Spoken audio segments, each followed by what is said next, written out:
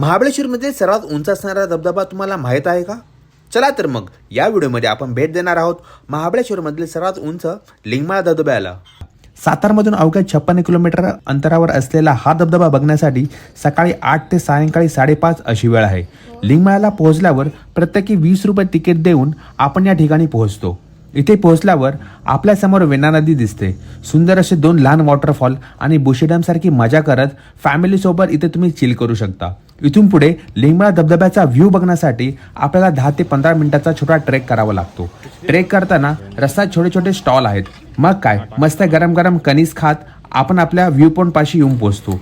सुमारे 600 फूट उंचावरून हे पाणी खाली पडते.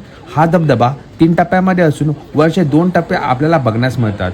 जेव्हा पाऊस खूप जास्त असतो त्यावेळी या धबधब्याचे रौद्ररूप आपल्याला बघायला मिळते. आजूबाजूचा डोंगर, हिरवी घनदाट झाडी आणि त्यातून पडणारा हा वॉटरफॉल मन शांत करतो.